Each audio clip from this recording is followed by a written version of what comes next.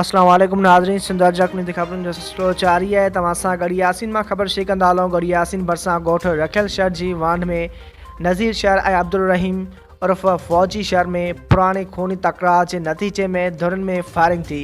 Firing के नतीजे में 80 वरनि जो पीरसन करीम बख्श वलद कमरदीन शहर गोलनि जो बुख बणिजी वियो। अहिड़े वाक़े जो इतला गॾु यासीन पुलिस खे ॾिनो वियो। इतला मिलण ते SHO गॾु यासीन अब्दुल रहमान शहर वाक़े वारे हंधि पहुची फायरिंग बंद कराए वाक़े वारे हंधि खां मारिजी वियल मक़तूल करीम बख्श शहर जो लाश खणाए गॾु यासीन अस्पताल आंदो।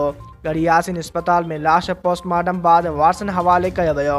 उन मौक़े ते मक़तूल जे घरवारी मुस्मात मर्दान ऐं भाॼाई ज़मीरा ज़ाल अब्दुल रहमान शहर पिटियूं पराता ॾेई साफ़िन खे ॿुधायो त जवाबदार निसार शहर नादर ऐं शहज़ादे वारनि बेगुनाह घरनि ते फायरिंग करे असांजे पीरसनि खे क़तल करे असां सां वॾो ज़ुल्म कयो आहे। इन्हनि चयो त निसार शहर वारनि असांजे पहिरियां बि माण्हू क़तल कया आहिनि, पर पोइ बि हू कोन था मुड़नि।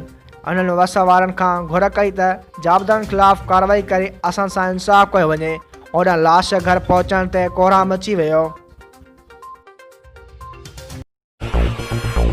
वधीक ख़बरूं ॾिसण लाइ विज़िट कंदा असांजी वेबसाइट www.sindhajraknews.com।